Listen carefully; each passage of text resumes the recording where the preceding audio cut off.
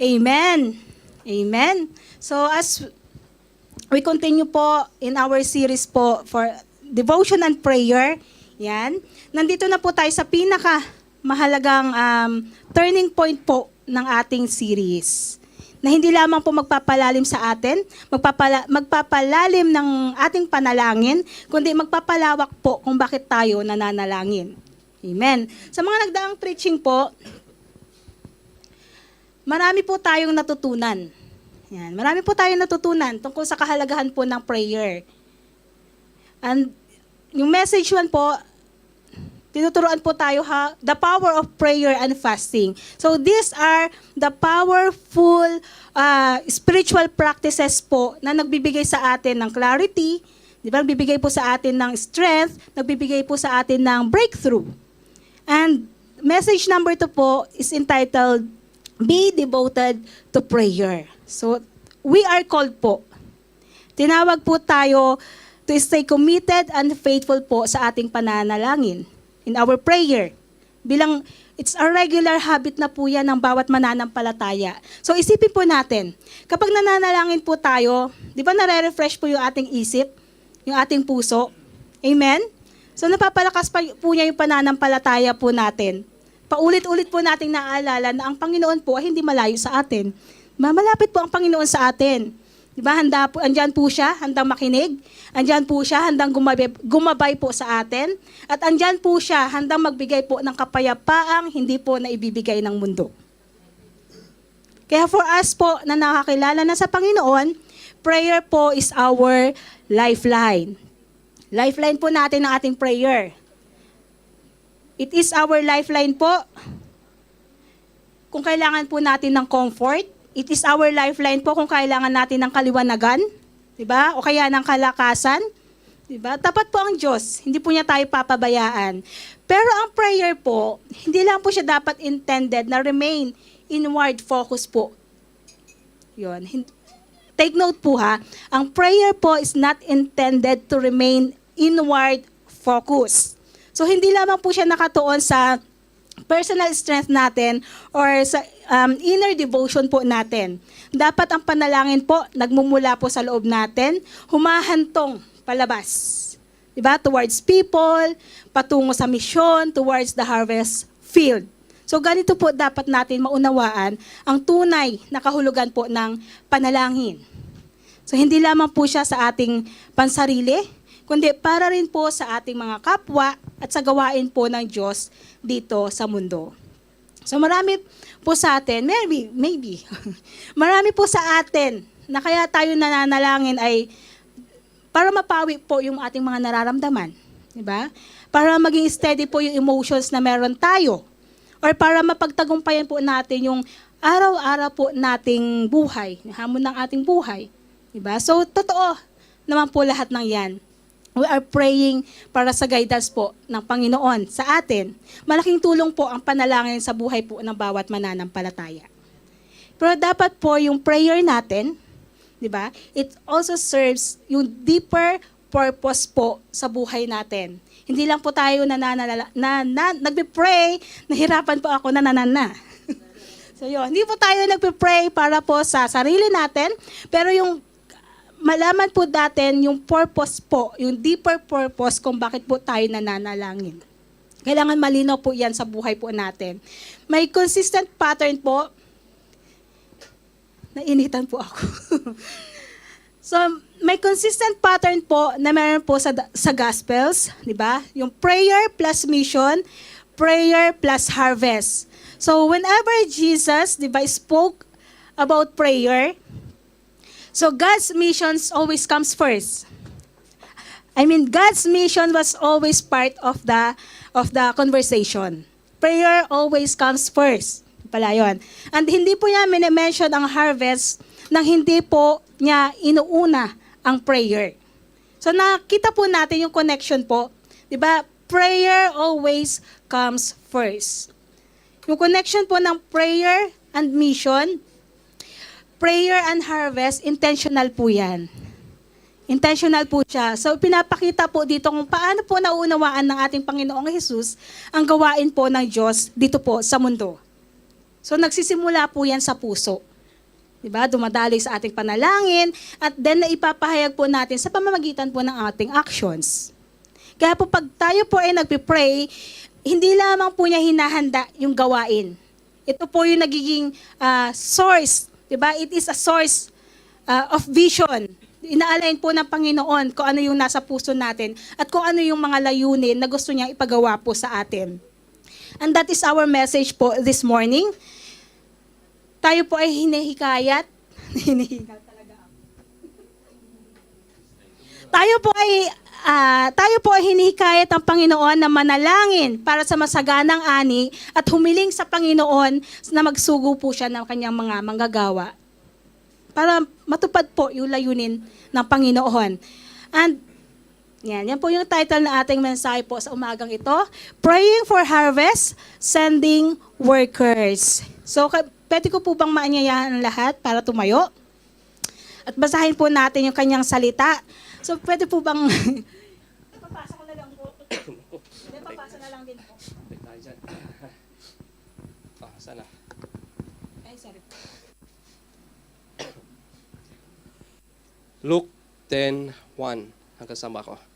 Pagkatapos nito, pumili pa ang Panginoon ng 72 tagasunod at sinugo ang mga ito ng dala-dalawa sa mga bayan at sa iba pang mga lugar na pupuntahan niya. Sinabi niya sa kanila, marami ang aanihin, ngunit kukunti ang tagapag-ani. Kaya idalangin ninyo sa Panginoon na siyang may-ari ng anihin na magpadala siya ng mga tagapag-ani. Sige, lumakad na kayo. Ngunit mag-ingat kayo dahil tulad kayo ng mga tupang isinugo ko sa mga lobo.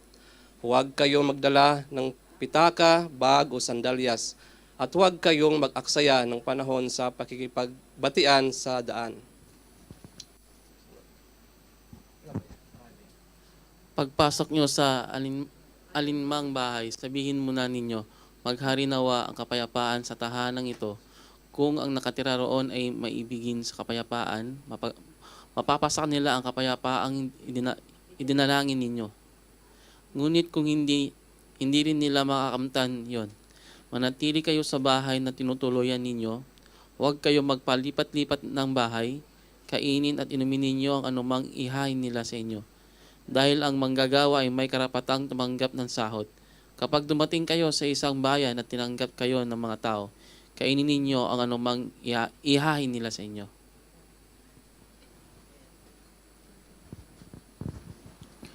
Pagalingin ninyo ang mga may sakit doon at sabihin ninyo sa kanila na malapit na ang paghahari ng Diyos sa kanila. Ngunit kung ayaw kayong tanggapin sa isang bayan, umalis kayo at habang naglalakad kayo sa lansangan nila ay sabihin ninyo, kahit ang alikabok ng bayan ninyo na dumidikit sa mga paa namin ay ipinapagpag namin bilang babala sa inyo. Ngunit dapat ninyong malaman na malapit na ang paghahari ng Diyos. Sinabi pa ni Jesus sa mga tagasunod niya, tinitiyak ko sa inyo na sa araw ng paghuhukom, mas mabigat na parusa ang tatanggapin nila kaysa sa mga taga-Sodom.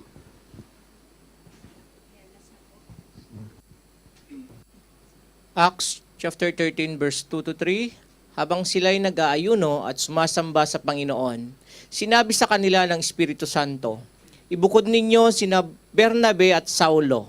Sila'y pinili ko para sa tanging gawaing inilaan ko sa kanila. Pagkatapos nilang mag-ayuno at manalangin, ipinatong nila sa dalawa ang kanilang makamay at sila'y pinahayo na. Purihin po ang Diyos.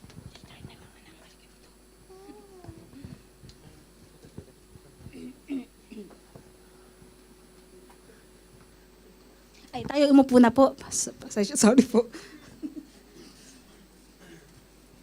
So let us consider po yung request, 'di ba, ng mga disciples po sa Luke 11 verse 1. Sabi po nila doon, Panginoon, turuan mo kaming manalangin. So hindi lamang po nila hinihiling yung mabigyan sila ng tamang salita, but to give them yung right perspective po nila. Yung new perspective po nila is para mas lalo po nilang maintindihan kung paano makisalamuha sa mga tao in yung God's point of view.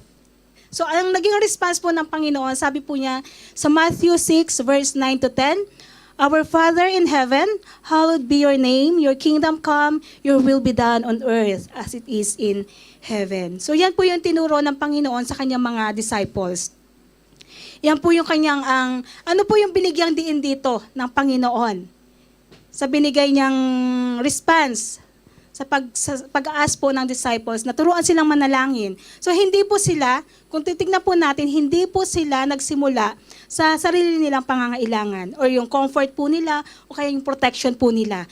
Nagsimula po sila na i-acknowledge yung kapangyarihan at kaharian po ng Diyos at sa kalooban po ng Diyos na maisakatuparan po dito sa lupa.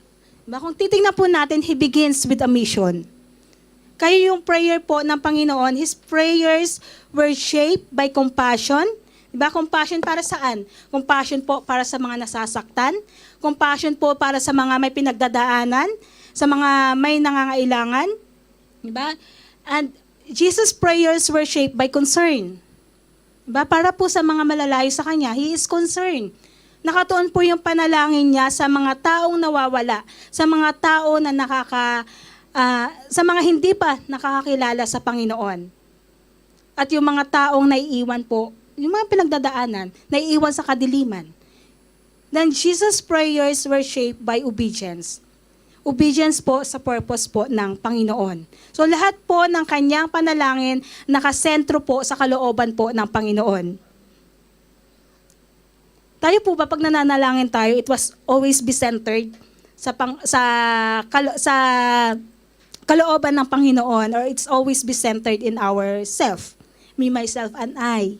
Diba? So para po, ang panalangin niya po, yung nagsilbing guide po niya kung paano po siya kumilos, kung paano po niya gawin yung mission po na pinapagawa po sa kanya.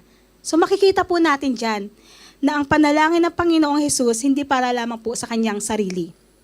Ito po ay nagsisimula, 'di ba, na may malasakit po sa iba, 'di ba? Hangarin niya talaga na mailapit yung mga taong nawawala.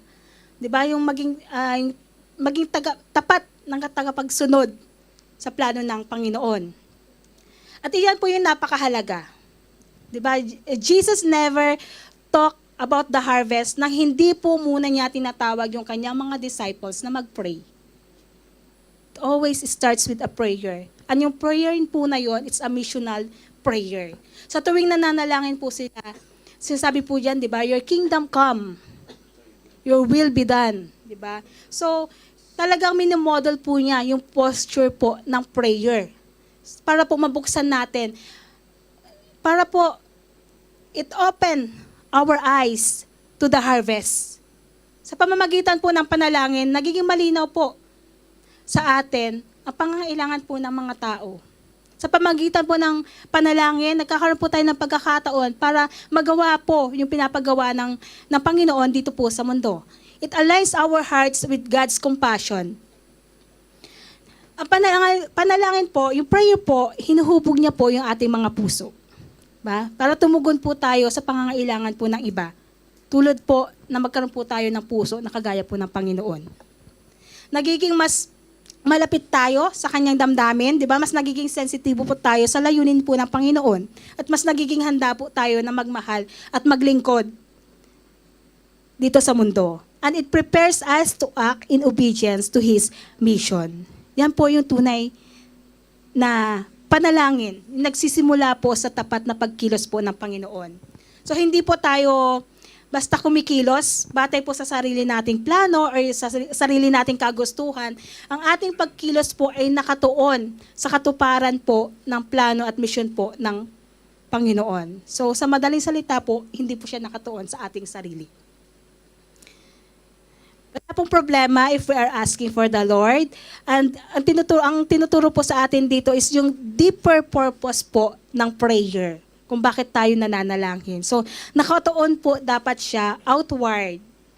Diba? So, focus po tayo sa vision po ng Panginoon. God's mission na nagtuturo po sa atin to be actively participate sa mga gawain po ng Panginoon.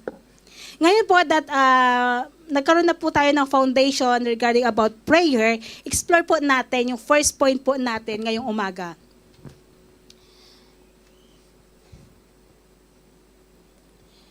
Seeing the harvest through the heart of Jesus. Sabi po dyan, the harvest is plentiful. Sabi po sa Luke 10 verse 2, the harvest truly is great, but the laborers are few. Therefore, pray the Lord of the harvest to send out laborers into His harvest. So ito pong Luke 10 verse 2, parallel po siya sa Matthew 9 verse 35-38. Di ba, when Jesus preached po, noong nilibot niya po yung bayan, yung nayon, nung nag-preach po siya sa synagogue, nangaral po siya, nung makita po niya yung napakaraming tao, naawa po siya. Nahabag po siya sa kanila. Bakit po? Dahil nakita po niya yung totoong sitwasyon ng mga taong yun. Nakita po niya yung totoong kalagayan ng mga tao pong naandun. So imagine this po. Napakaraming, di ba, imagine po natin na yung mga taong yun, napakarami nilang problema. Diba? Napakarami po nilang problema pero walang tumutulong sa kanila. Di ba? Ganun po. Ganun nakita ng Panginoon yung sitwasyon po ng mga tao nung siya po ay nangaral sa synagogue. Nakita po niya yung mga tao na pagod na po sila, nalilito, di ba? Naghahanap ng gabay, helpless, di ba? Para mga tupa na walang pastol. So wala pong nagli-lead sa kanila, wala pong nag-encourage sa kanila, wala pong nag-aahon sa kanila sa sitwasyon na mayroon sila. Pero si Jesus po, hindi niya ito nakita bilang problema or burden niya na kailangan niyang ayusin or kailangan niyang kontrolin. Hindi niya po ito nakita na isang gawain na dapat tapusin na niya. So hindi niya po nakita yon or hadlang po sa kanyang misyon. Ang nakita po ng Panginoon,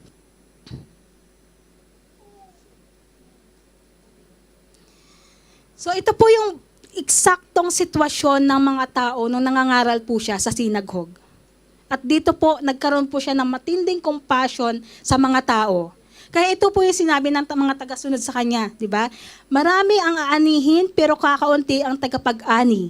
Kaya idalangin ninyo sa Panginoon na siyang may-ari ng aanihin na magpadala siya ng mga tagapag-ani. Let us notice po yung sinabi po ng mga sa verse na ito, kung ano yung sinabi ng Panginoon at saka kung ano yung hindi po sinabi ng Panginoon.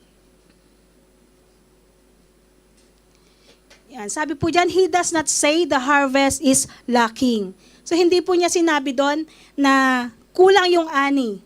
Kasi saan man po siya tumingin, di ba, left, right, front, back, di ba, nakita po niya talaga yung pagkakataon na may mga kaluluwang naghihintay, may mga pusong bukas, di ba? Mga buhay na handang hipuin ang pag-ibig ng Diyos. Handa na po yung ani, di ba? Puno po sila ng potensyal. So bago pa man po natin gawin, di ba? Yung misyon, nauna na po ang Panginoon. Nauna na po siya, pinapalambot niya po yung bawat puso po ng bawat tao. So hinahanda niya po yung mga tao na naghanap po ng pag-asa. He does not say the people are unwilling. Ba, hindi po niya sinabi na yung mga taong yun ayaw nila. Hindi niya po sinabi na yung mga taong yun matitigas yung ulo. Hindi po niya sinabi na yung mga taong yun sarado po yung kanilang isipan. Sarado po yung kanilang puso. So karamihan po sa kanila hinog na. Diba? They are ready na ma-harvest. Diba? Marami po ang naghahanap, marami nagtatanong. Diba? Marami ang nananabik po sa katotohanan, sa pag-asa at sa pag-ibig po ng Diyos. At hindi po yung ani ang problema. Hindi po ang problema po dito ay hindi ang mga tao. Ito po ang problema. The laborers are few. So yan po ang sinabi ng Panginoon. Diba? Yung challenge po dito, hindi dahil sa lack of opportunity, hindi po dahil sa problema, hindi po dahil sa lack of opportunity, but the problem is the laborers. Mga manggagawa po ng Panginoon. So hindi po kakulangan dito yung kapangyarihan po ng Diyos. Hindi po hadlang dito, hindi po naging hadlang dito yung kapangyarihan ng Diyos. Hindi rin po yung kanyang provision. Ang kakulangan po dito ay ang kanyang mga manggagawa. Diba? There is a shortage of leadership. Kasi karamihan sa atin, diba, tayo po, diba, bilang kanyang mga manggagawa, mga karamihan sa atin, hinog na. Pero tumatanggi tayo sa mga bagay-bagay. Diba? So, handa na, sabi nga ng Panginoon, handa na ang bukirin. Ngunit sino po ang tutugon sa labas? Kung wala pong nira-rise up na mga leaders, so sino po ang tutugon sa mga pinapagawa po ng ating Panginoon? Di ba meron pong urgency? Makikita po natin sa nangyayari po ngayon sa bansa natin, there is an urgency talaga na kailangan ma-share po natin yung gospel. Kasi nakikita po natin kung ano nangyayari sa ating bansa na nga lang po, di ba? Kung ano nangyayari, sobrang hindi na maganda ang nangyayari sa bansa natin. But there is an urgency, but there's no enough hands. Kagaya po ng kanta natin kanina, di ba? Maging hand and feet tayo ng Panginoon. So yun, kulang po yung mga pusong handang tumugon para po sa ganitong gawain. Sabi nga, heaven is ready to pour out blessings. So handa na po yung mga bukirin, handa na yung mga tao, handa na yung pagkakataon. Ngunit kakaunti po yung manggagawa. Kaya ang tanong po sa atin ngayon, answer it by yourself, di ba? Handa ka na ba na maging isa sa kanila? Di ba? Handa na po ba tayo? Handa na po ba tayong manalangin at lumabas? Di ba? Maging hand and feet po ng Panginoon para po sa kanyang misyon. So the harvest, di ba? The harvest is plentiful, but the laborers are few. That is why po, Jesus begins with prayer. Sabi nga po, mission without prayer becomes human effort. Mission without prayer becomes human effort. So tinatry po nating i-force yung result po ng ating mga ginagawa. Ba? Sometimes mini-measure po natin yung success by numbers. Kaya naman nagre-rely po tayo sa sarili nating kakayahan. Pero sabi niyan, but a mission that begins with prayer is guided by God. So ano pong nagiging result nito? Kapag yung prayer po natin, yung mission po natin, it begins with prayer.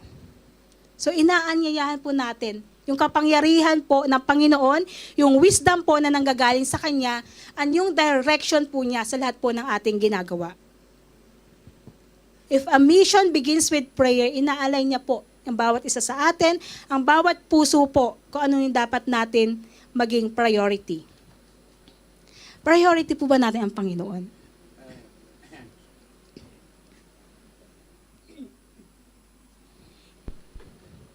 Kung priority natin ang Panginoon, unahin po natin palagi ang kanyang mga gawain.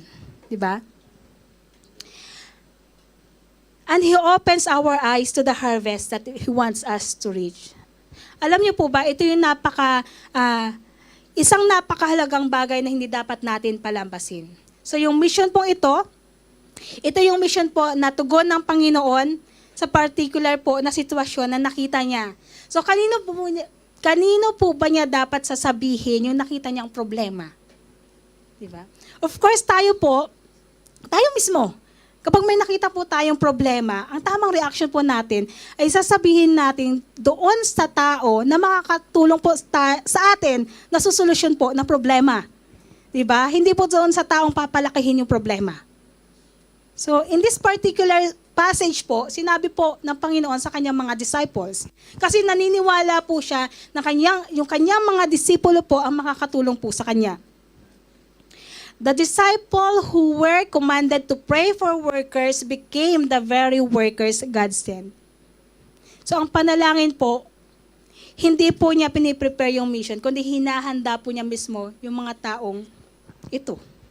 Diba? So, ito po yung mga taong natututong manalangin po para po sa harvest. Sabi nga yan, di ba? The disciples who were commanded to pray for workers became the very workers God sent. Kaya po kung tayo po nananalangin po tayo compassionately na magpadala po ang Panginoon ng kanyang mga laborers, di ba? So you are that very person po na ipapadala po ng Panginoon. Wala na pong iba.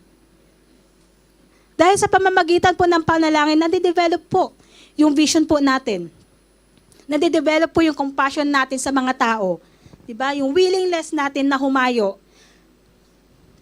Hinihikayat po tayo ng Panginoon na gawin po natin yung part po natin bilang kanyang mga anak. Diba? Kailangan po natin kumilos na tayo mismo katagpuin, 'di ba? Na tayo mismo kailangang humayo, 'di ba? So ayaw naman natin na tayo na rin lang ang naman nandito. So gusto po natin dumami po tayo. 'Di ba? Gusto po natin marami po tayong madalang souls po dito, lost souls po dito. Gusto po natin marami po tayong mabagong buhay. Amen? So before we are even consider po na humayo, of course we need to pray muna po. Because prayer is the foundation that prepares our hearts, aligning our desires with God's own compassion for the lost and the hurting. So binubuksan po niya yung ating mga mata para makita po natin yung spiritual na pangangailangan po ng mundo. Sa paligid po natin, yung mga harvest na pwede nang anihin, ngunit wala pong aani. At higit po sa lahat, prayer does more than just informing us, it transforms us.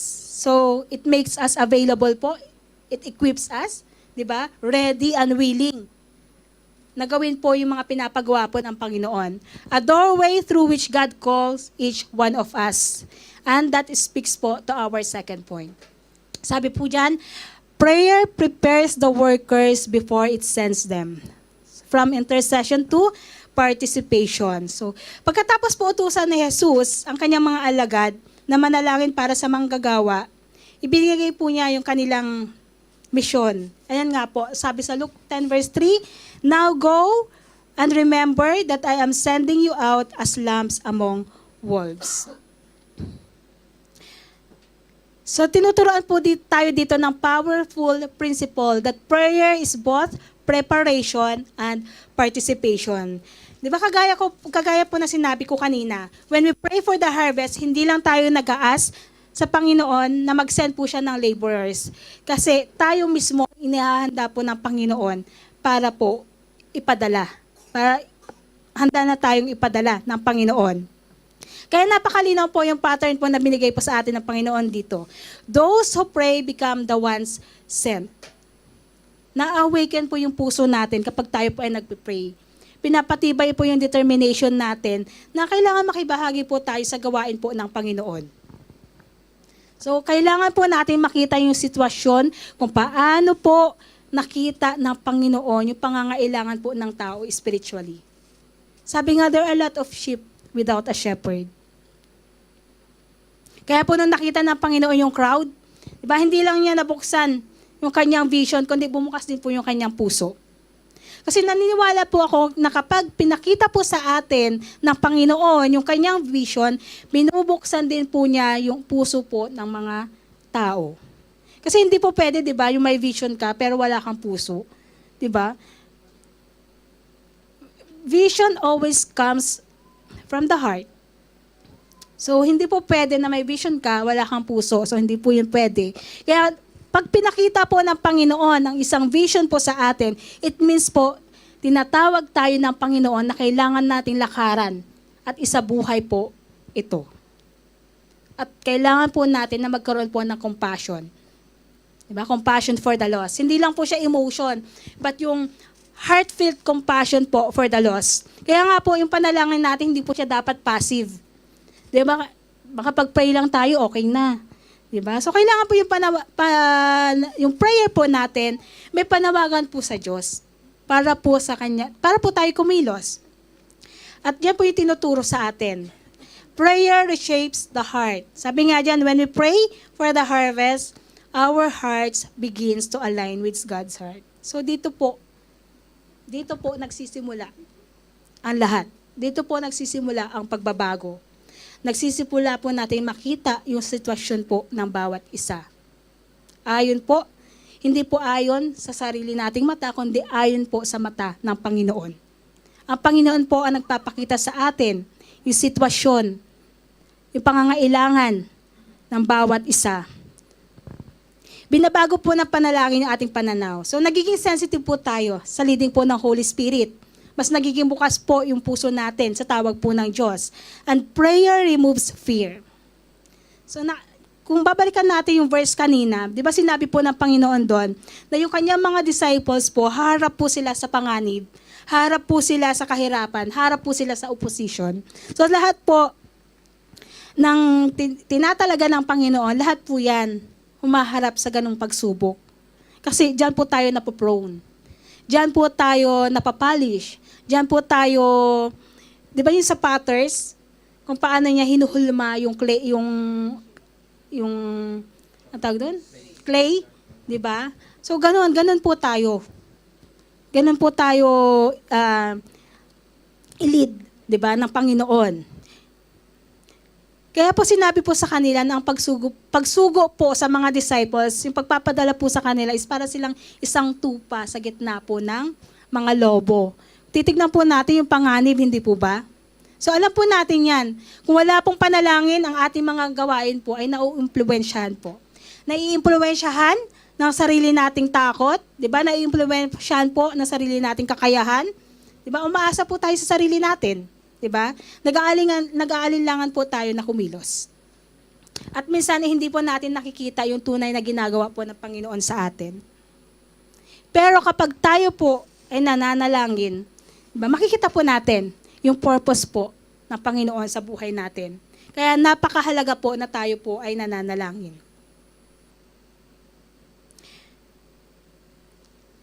Prayer transforms spectators into servants. True prayer has a way of moving us from contemplation to action. So many of us, many people pray for God's work to be done. Pero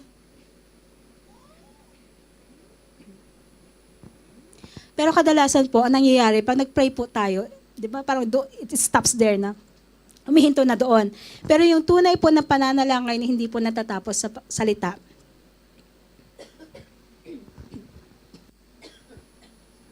True prayer has a way of moving us from contemplation to action.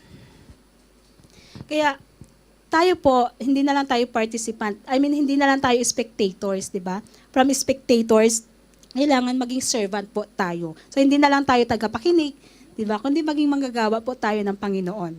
An intercession and personal availability are inseparable.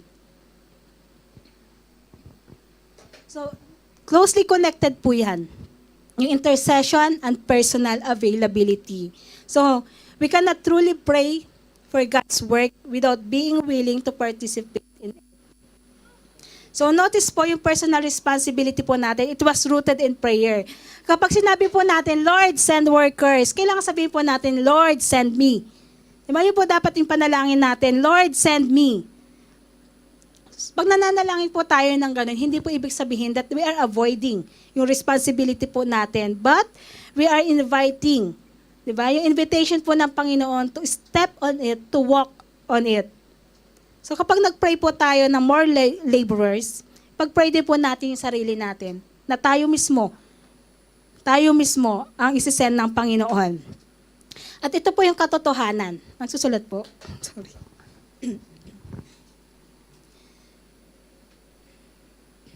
Prayer does not distance us from mission. It prepares us for mission. Sabi yan, Jesus was not the only one who practiced this pattern of prayer and dependence on God. The early church lived it out in real and tangible ways, demonstrating that a life of prayer is not abstract. It shapes actions, decisions, and missions. So mula po sa simula, malinaw na po sa mga disciples po na ang mission at yung prayer and mission, hindi connected po talaga siya. Hindi po siya pwedeng paghiwalayin. So ito po yung nagiging starting point po natin para sa lahat po ng ating mga gawain. Ito po yung nagiging foundation po natin sa lahat po ng ating mga ginagawa. So bago po itatag yung church, yung mga early church po, noong panahon po nila Paul, di ba? Before po mag-perform ng miracles ang Panginoon, bago po mag-share ng gospel po ang kanyang mga disciples sa iba't ibang lugar po, sama-sama muna pong nananalangin ang kanyang mga disipulo. So yung unity po nila, yung boldness po nila, yun po yung naging way para maging effective sila mula sa isang buhay na hinuhubog po ng panalangin. So, bawat decision po na kanilang ginagawa, nagiging hakbang po nila para tahakin ang lahat ng mga yon. And they are grounded because of their connection sa Panginoon. Kung babalikan po natin yung nangyari po sa Pentecost, di ba, sa Acts 2, yun, sabi po kung saan yung Holy Spirit comes doon sa Pentecost. Di ba, nagsimulang mangaral, magpagaling at lumago po ang iglesia because the church was born in prayer. So, hinahanda ng panalangin ang puso ng bawat isa. At nagbubukas daan po para kumilos po yung Holy Spirit with boldness and authority. Sabi po sa Acts 4 verse 31, and when they had prayed, the place where they were assembled together was shaken, and they were all filled with the Holy Spirit, and they spoke the word of God with boldness. So, kung titignan po natin yung sequence dito, sabi diyan, di ba, prayer, then the Holy Spirit, and then yung bold actions po. So, ipinapakita po ng early church na ang panalangin po ay hindi kailangang hiwalay sa misyon. When the believers prayed, God responded. Diba? Nayanig po yung lugar kung saan po sila nagpipray, kung saan po yung kinaroroonan nila, at napuspos po sila. Diba? At nag-alab po yung kanilang mga puso. They were filled with the Holy Spirit. Ganun po katindi yung panalangin po nila. And alam po natin that spoke boldly sa salita po ng Panginoon. And this shows us po yung timeless principle po. If we want to see God move through us, we must start in prayer. Kasi alam po natin that prayer prepares us, prayer equips us, di ba? Prayer position us, and prayer, ito po yung gamit ng Panginoon, di ba? Sa lahat ng kanyang misyon. Talagang He is praying to the God the Father bago po siya kumilos. Hindi po siya kumikilos nang naayon sa kanyang sarili. He always asks yung leading po ng Holy Spirit. He is always asking yung guidance po ng kanyang Ama. Ang pangatlo po, the church sends workers through prayer and fasting. Kung babalikan po natin yung church po sa Antioch, di ba? They are talagang matatag po yung church na ito. Puspos po sila ng Holy Spirit. Yung iglesia po na ito. Kung titignan po natin nang mabuti how they are advanced, paano sila nag-advance sa mga mission, paano nag-materialize yung mga mission na to. Hindi po dahil sa masusi nilang pagpaplano. So, hindi po sila nagpaplano according to their will. Or dahil po matatalino sila. Diba? Dahil ito po ay hindi dahil sa kakayahan nila bilang tao, kundi po sa pananalangin at pag-aayuno. Prayer and fasting. Magkasama po yan. Sabi nga sa Acts 13 verse 2-3, as they ministered to the Lord and fasted, the Holy Spirit said, now separate to me Barnabas and Saul for the work to which I have called them. Then having fasted and prayed and laid hands on them, they sent them away. The church did not choose whom to send, the Holy Spirit did. So ang Holy Spirit po ang nagtatakda sa mga tao na gusto niya pong isugo. So yung plano at pagtawag po ng Diyos ang nagiging gabay po niya sa pagpili po, hindi po sa sariling pananaw ng tao. So ipinapaalala po sa atin dito na God's ways is higher than our ways. God's ways are higher than ours. So His calling po, hindi po siya nadidiktahan dahil popular ka, lagi kang diba? Hindi po nadidiktahan yan. Kung ano yung gustong ipagawa ng Panginoon, kung sino po yung kanyang tawagin. Hindi dahil kilala ka, diba? Dahil napakagaling mong magsalita, hindi dahil napaka-convenience, yung marunong, yung how you are dealing with people, diba? hindi po naapektuhan yan sa pagtawag po ng Panginoon. Kaya mas mabuti po na tayong lahat ay tinawag ng Panginoon. Iba po yung tinawag sa pinili. Kaya alam po dapat natin yan. And prayer and fasting created space for divine direction. Mission was not rushed, it is discerned. The church waited, sought God's guidance, and positioned themselves to hear His voice. So, through prayer and fasting po, nade-develop po yung sense of sensitivity po natin. Mas naririnig po natin yung boses po ng Panginoon. Inaalaw po natin na marinig po yung boses po ng Holy Spirit. Diba? Natututunan po natin na bago po tayo kumilos, pahalagan po natin yung tinig ng Panginoon. And sending flows from listening, not just action. Prayer and fasting are like a spiritual compass. They point us toward God's true direction, not merely the roads that seem logical, convenient, or easy. So, umuunlad po ang gawain ng Panginoon kapag marunong po tayong makinig. Kailangan yung ating puso po align po sa Kanya. Kasi hindi po magiging victorious ang isang gawain, hindi po magiging victorious isang ministry kung wala po yung puso natin sa Panginoon.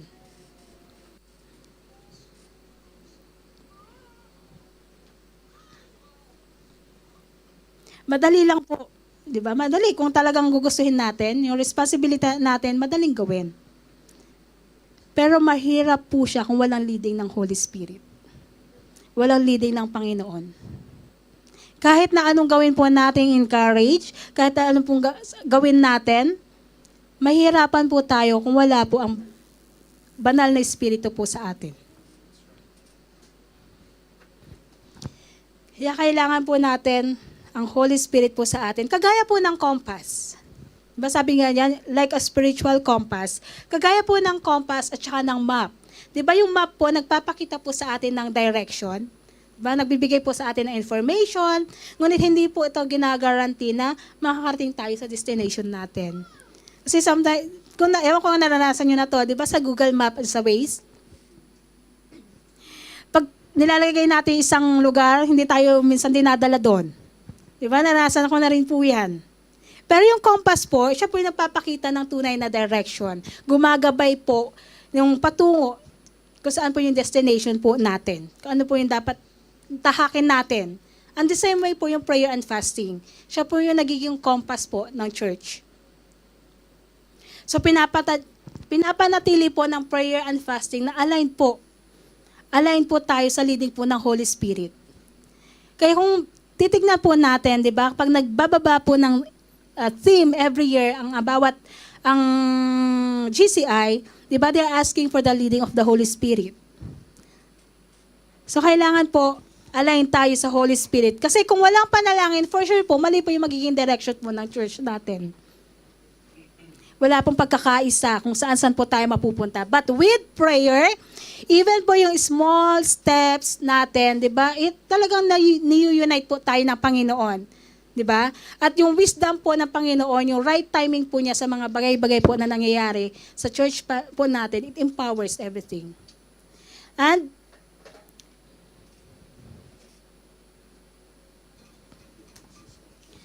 this lead us po sa crucial realization po about prayer and mission. So ang prayer po, hindi po lang po siya backup plan po natin. Diba? Hindi po siya backup plan natin kapag nag-fail po tayo sa ating strategy, in our own strategy. Hindi rin po siya optional. Hindi po siya optional discipline para suportahan lamang yung mga bagay na napagdesisyonan natin gawin. Or ang prayer po, it is the starting point. Yan po ang laging simula. Siya po yung guide natin. Siya po yung power, yung source ng power natin. Sa lahat po ng mission, sa lahat po ng ating ginagawa. When God's people pray, He shapes the workers. Tama.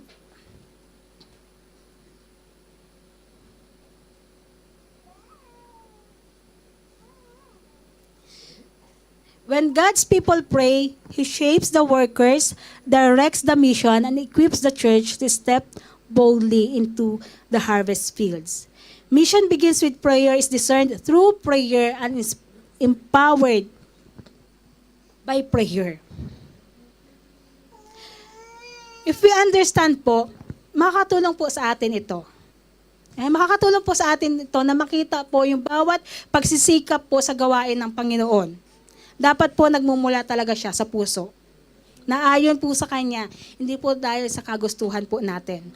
Prayer and fasting position us upang marinig po natin. Diba? Marinig po natin ang ating Panginoon. Diba? Follow His lead. Kaya napakahalaga po sa atin, sa bawat manggagawa po, yung prayer and fasting. Kaya nga po yan po yung laging sinasabi sa atin, di ba? We need to pray and fast. Hindi lang po dapat tayo nagpa-fast para pumayat. So, kailangan isama natin po. Kung gusto po natin pumayat, yung po talaga natin, di ba, pag nagpa-fast tayo, isama na po natin yung prayer. Di ba? So, yun. Di ba? So, yun. Natatandaan ko nga yung sinabi ni Pastor C. Sabi niya sa GCI, walang pumapayat. Lahat tumataba. Kasi full of food. Kaya mamaya, mabubusog tayo. So yun. And lastly po, praying churches become sending churches. So mission is the fruit of devotion. A church that truly prays will not remain inward focused. Prayer enlarges the heart, stretching us beyond our comfort zones, our programs, and our routines. So pinapalawak po ng panalangin ng ating puso. So hinihikayat po ang bawat isa na mag-step out na. Step out, step up. Step up sa ating comfort zone. Yun. Diba? Kung ano yung mga nakasanayan natin dati, mag-level up naman po tayo. Malis na po tayo. Wag po natin i-box yung sarili natin. Kasi alam po natin ang bawat isa po sa inyo, you are potential. Diba? Magpagamit po tayo sa Panginoon. You are potential.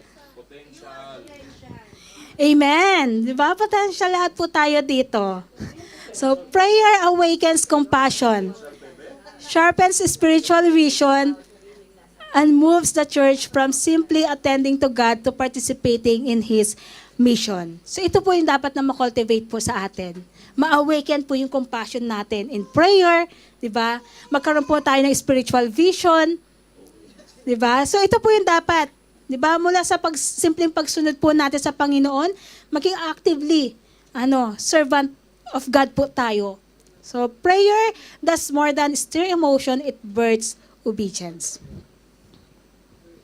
Sabi nga, 'di ba, ang isang nananalangin na iglesia ay isang iglesia na kumikilos ayon po sa narinig mula sa Diyos. So, a praying church is a sending church din po. Kaya kailangan ready po tayo. So when prayer is absent, mission suffers. But when prayer leads, everything changes. So kailangan po, God focus tayo. God focus, mission focus, di ba? A praying church, sabi ko nga kanina, a praying church become a sending church. Di ba? Prayer produce, ayaw po.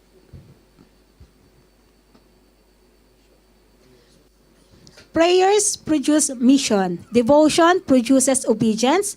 And a church that prioritizes prayer produces laborers who are ready, spirit-led, and fruitful in God's word.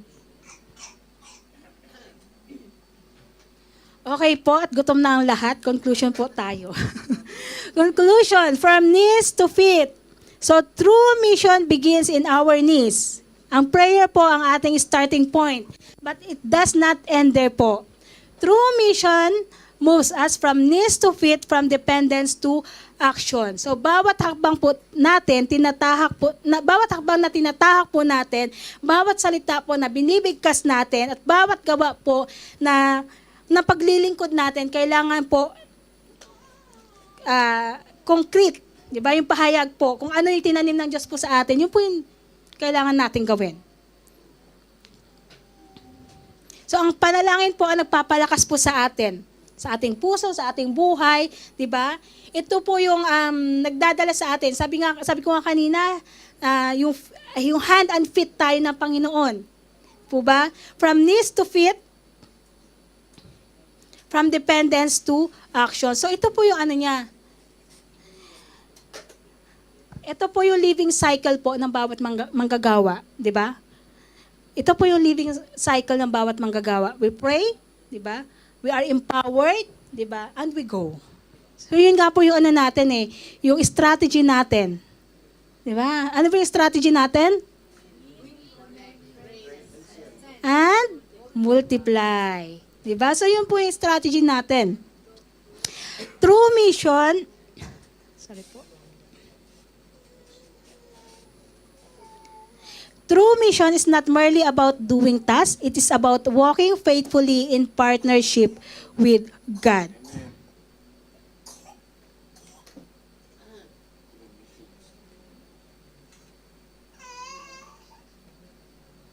Hindi ko po maano.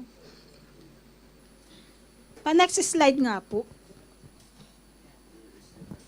Prayer is the heartbeat of mission. Diba? Just as the heartbeat sustains life, prayer sustains the mission of God's people.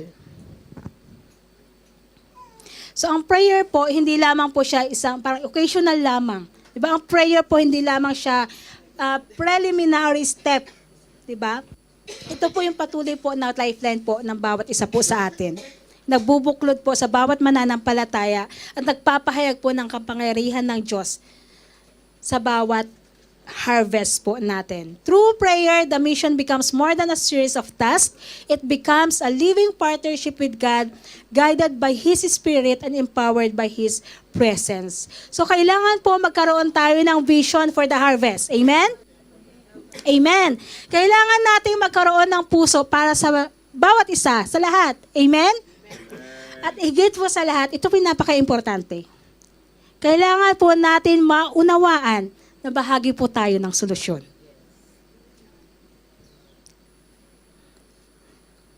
The reason po why we are here today, di ba, is because we are part of the solution. You are part of the solution for the great harvest.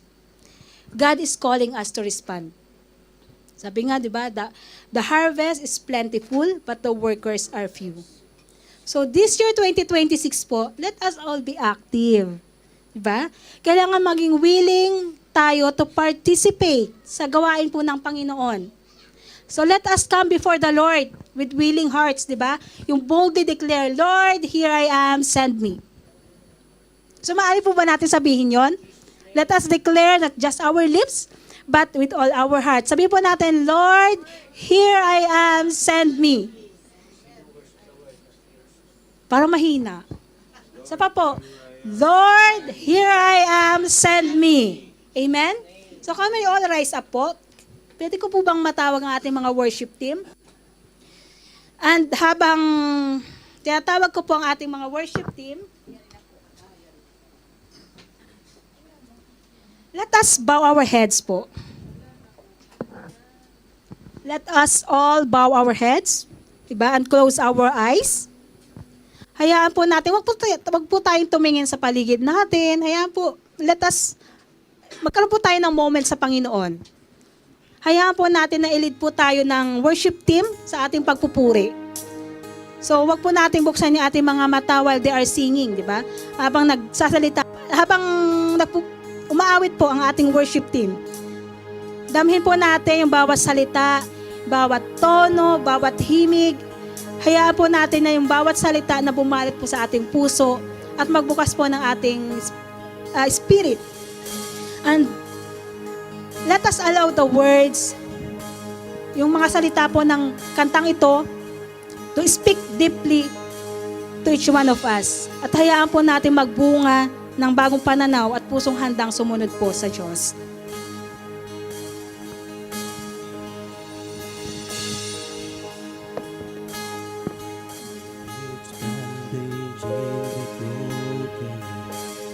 Washing filthy feet.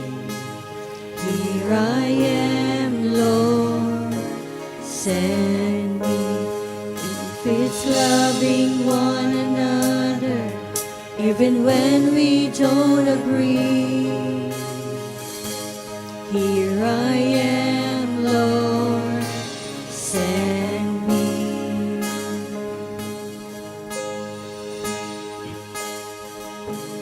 If I'm poor or if I'm wealthy, I'll serve you just the same. Here I am, Lord, send me. On the mountain or the valley, I'll choose to praise. 'Cause here I am, Lord, send me.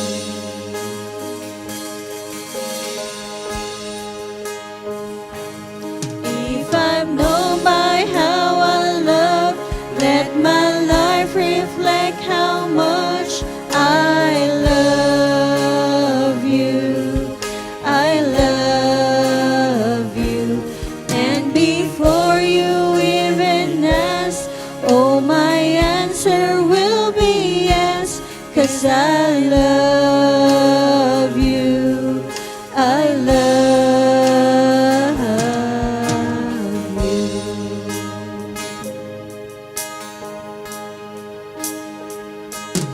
If the truth cuts like an arrow, I will say it anyway. 'Cause here I am, Lord, send me. If it means that they reject me, Lord, I'll still obey. 'Cause here I am, Lord, send me. If I'm known by how I love, let my life reflect how much I love you. I love you. And before you even ask, oh, my answer will be yes. 'Cause I love you. I love you.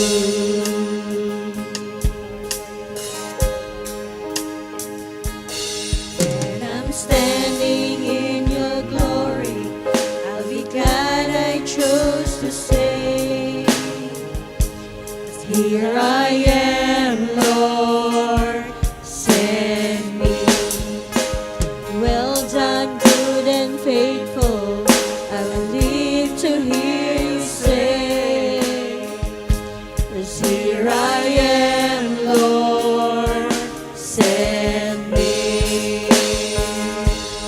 Here I am, Lord, send me. Here I am, Lord, send me. If I'm known by how I love, let my life reflect how much I love you. I love you. And before you even ask, oh, my answer will be yes. 'Cause I love you, Lord. I love you. If I'm known by how I love, let my life reflect how much I love you. I love you. And before you even ask, oh, my answer will be yes. 'Cause I love you. I love you. Amen, Lord.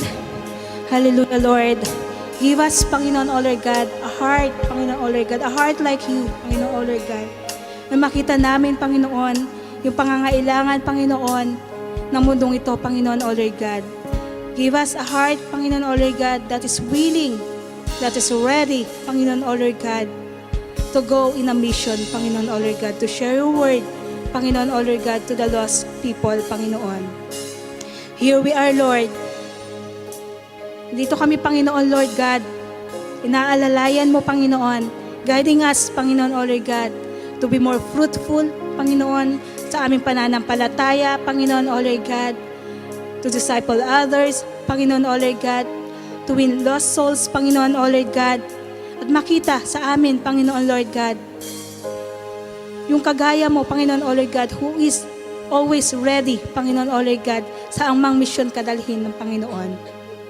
Lord, katagpuin mo ang bawat isa, Panginoon, O Lord God, yung puso na tunay na nagmamahal sa iyo, Panginoon, O Lord God, yung puso na may obedience, Panginoon, O Lord God. Mag-reflect sa amin, Panginoon, Lord God, ang lahat ng iyong katuruan, Panginoon. Mag-reflect sa amin, Panginoon, O Lord God, na kami ay iyong mga anak, Panginoon. Salamat, Panginoon, O Lord God, sa buhay ng aking mga kapatid, Panginoon, O Lord God. You make us all ready, Panginoon, O Lord God, for the great harvest, Panginoon, Lord God. Salamat, Panginoon, sa iyo po namin binabalik ang mataas na papurit pa sa salamat. In Jesus' name, Amen. Amen.